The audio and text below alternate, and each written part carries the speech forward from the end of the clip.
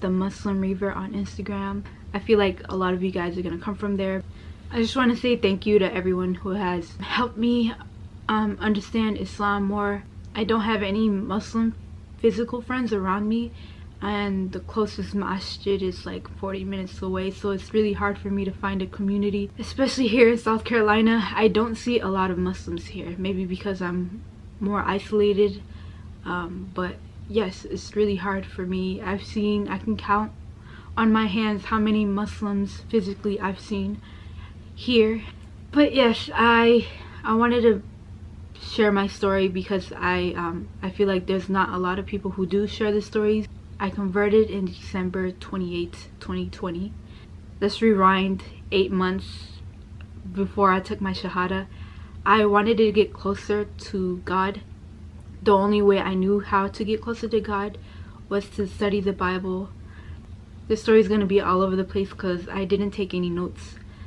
So hopefully I can get everything into this one video. But my parents are Christian. They aren't really devoted. I never really went to church. My family on my mom's side are really devoted. I have 2 uncles that are pastors, and I never really liked church. Especially because it was always in Spanish, and Spanish is my second language. It just goes in one ear and out the other, so I never really had the chance to really understand Christianity, the concept of it. So 8 months before I took my Shahada, I really wanted to get closer to God, so I decided to buy a Bible. Went to church, but because of COVID and all that stuff, I joined Elevation Church, which is a church in North Carolina. I live in South Carolina, but they would broadcast church online, so every Sunday, Saturday I would go to church, until one day this video popped up. It was a Muslim versus Christian debate. It was 2 hours. I kept delaying the video. It just kept popping up and popping up. I was like, why is YouTube recommending me this video when I'm just starting to get closer to God? But I gave the video a chance, looked at the video fully, and that's when I started to get doubts. It just made more sense. So I started looking more into Islam. People like Ali Dawah, Muhammad Hijab. Sorry if I'm speaking a little quieter. I think my dad just came home. Okay, yeah, it was just watching a lot of videos of Islam, me praying a lot. The only way I knew how to pray was, get on your knees, put your hands right here, pray at night. The one thing about me is that I always pray for guidance. I always prayed to God to lead me to the right path, and I always told him that I trusted him. Yeah, 8 months later I took my Shahada. It wasn't a set time. I took my Shahada at midnight. I was crying. I think I was just crying of the fact that I just wanted to get closer to God, but I didn't know how. Why am I getting emotional? I'm not even at the emotional part, but yes. When I woke up, I freaked out. I freaked out. I'm like, whoa, I don't even know how to pray. I don't even know how to do this. I don't even know how to do that. So, but I learned very quickly because of fear. I didn't want to make a mistake. And I basically started the new year as a Muslim. I really felt like I needed to wear the hijab. So I came out to my mom. Of course, all mothers want to take care of you when they don't know what you're doing.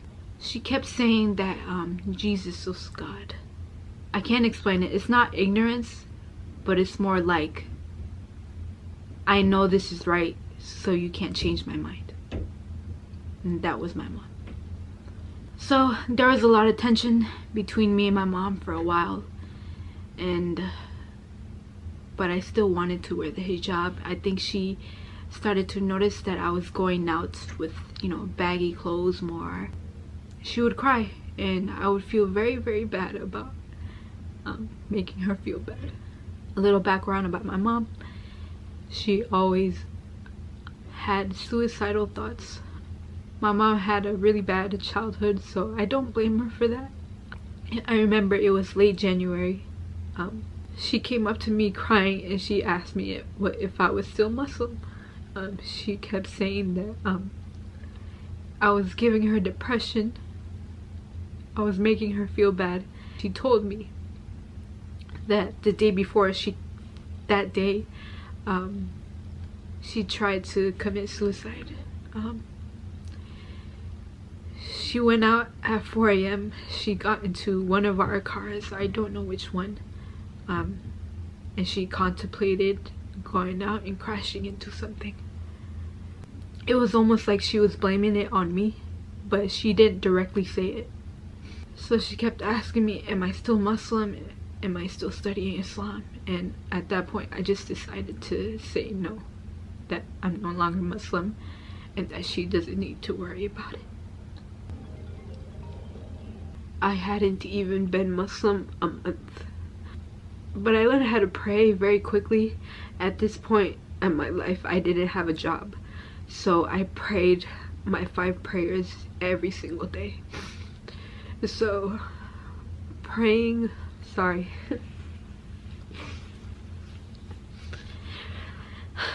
going from not praying to praying every day and trying to do good deeds for your parents, it was very overwhelming, very overwhelming. I don't remember if it was after or before my mom came up to me with you know, that, and I had to lie. I told my dad about it. If you guys don't know me very well, I read a lot of books, and he told me that I was getting influenced too much and that the devil was influencing me. I was just in shock because he is my dad. He's the more lenient out of my mom. I was telling him about the Quran, and then he told me to throw away that book or I'll throw it away for you. And I didn't know what to say. Coming from the people who you love the most is really hard to hear. Since COVID and everything, I was struggling a lot to find a job. The bills I used to pay, I could no longer pay for it, so my mom took it over. It was a lot of stress on her. Understandably, I caused a lot of that stress as well. I kept asking Allah, please give me a job I'm happy in. Another thing I prayed for is for some Muslim friends or someone who is Muslim to come around, you know, so I could have that comfort in someone. So I ended up getting a call from the retail store I applied for. I went to that job. Hourly pay was very low. It was nothing. I would not be able to pay the bills that I used to have if I got that job, and it was only part-time, so that was even, you know, worse. I wouldn't be able to get enough to pay for everything, you know. The manager there, he was very disrespectful, very dismissive. I got up and left. As I was walking out, I just burst in tears, you know. I had been applying for hundreds of jobs by this point. I just wanted something to go right. So I was crying in my car, asking Allah why he did this. When I've been praying a lot, why is he not letting me be happy? Just basically crying and blaming Allah for everything. So I get a call not even a day later. It's from the same retail store, but on a different location. I don't think I had any hope. I was just still mad at Allah. I have a scheduled interview for that following day, and when I get there, the manager, she's really nice. She makes me laugh a couple times. She asked me, do I want to be a supervisor? At first I'm like, I'm 19 years old. Why are you asking me? You know, I'm not fit for that position. And I'm like, yeah, what are the duties? So she goes in and starts explaining everything to me, and it happens so fast. She gives me all the paperwork. She says she's gonna call me back when my background check is in. So she takes me out and she introduces me to everyone who's working in the back, everyone I'm supposed to supervise. There are these 3 women. The moment I saw them, I could not stop looking at them. There are 3 Muslims. The way I could tell is from the veil, obviously. Yeah, these women were a lot older. I don't even think they know how much they impacted me, because I asked a lot for friends. I asked a lot to at least let me see a Muslim, have a Muslim around me for comfort, because it just felt like the whole world was against me. For the short time they were there, they did bring me a lot of comfort. They didn't know English a lot, but they helped me out with pronunciations. They were very welcoming once I told them, like, hey, I'm Muslim as well. And I really, really appreciated them. And then I left. It happened really, really fast. I had all my paperwork, my resume in my hand, everything in my hand. And I got in the car, and again I started crying. Can you tell I'm very sensitive? This time I was crying and I was just asking Allah to forgive me for being mad. To this day I still work in this place. I'm happy. I'm really happy there. Allah gave me everything I asked for in one day.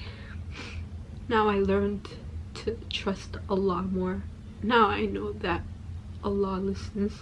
I have showed my mom how I would look like in hijab, and understandably she did not like it. She told me that I was very beautiful and that there was no reason for me to cover it up. How will I ever get a husband if he can't see me?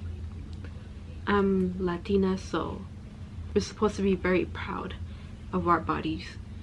I came out to her very fast. I hadn't even been Muslim a month. It's very hard. It's still very hard, and I'm still learning. I did stop praying for a while. I felt like Islam was destroying my family. There's always a constant tension in the house. To this day, it's very hard to be very openly Muslim. I want to wear hijab. I want to cover up more. I know it will take a toll on my family. Growing up, my mom was the babysitter, so after school I'd come home and have to help her with the kids. She would take care of 5 to 7 kids, so it was very stressful on me, and definitely very stressful on her. I would come home from school and just dread coming home because I knew my mom. Anxiety, stress, it just all weighed down on me. It was just constant worrying. Is she okay? At school, all I thought about was my mom. Every time my friends would ask me, hey, you want to go out after school? I'm like, no, I gotta go home and take care of my mom. My mom, she's tried to kill herself multiple times. So when I told her I was Muslim and I saw how much it affected her, I just lied. And then just a few months later, I stopped praying. It just became very overwhelming for me. It's still very hard for me now because I don't have any Muslim physical friends around me. That's why I built the community that I have now. You guys have helped me a lot. I'm glad I can have someone to talk to online. I'm so happy that I'm able to ask anyone questions and be able to get the answers in seconds. I appreciate everyone who's DM'd me on Instagram, or anyone who has talked about their story as well, because I wish I could hear more stories about Muslim reverts like me who are still struggling. I feel like I have a lot to make up for. I didn't participate in Ramadan, I have started praying again, but I don't want to overwhelm myself. I wanted to do everything perfectly and I rushed myself. So it always felt like, is it Islam or is it my family? I feel like I failed both. I failed Allah because I abandoned prayer. I failed my parents for not being the perfect daughter, for not making them happy, for making them disappointed in me, for making them depressed, scared. For all the reverts out there, just keep praying, keep pushing. Allah is gonna test you. Allah tests the ones He loves. It's gonna be hard. Just don't rush things. Some people will not accept you for who you want to be. I am 20 years old. I'm still very young. My dream is to, have kids that are Muslim, and me being the first, Muslim family in my family. But yeah, to the born Muslims, don't take advantage.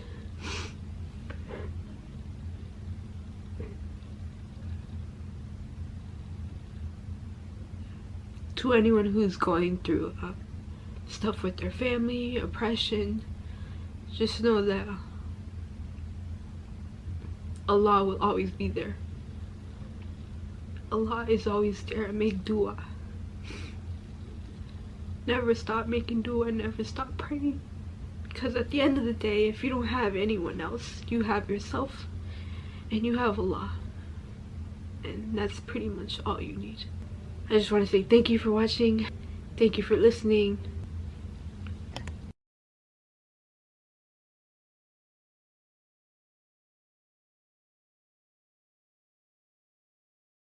السلام عليكم ورحمة الله وبركاته.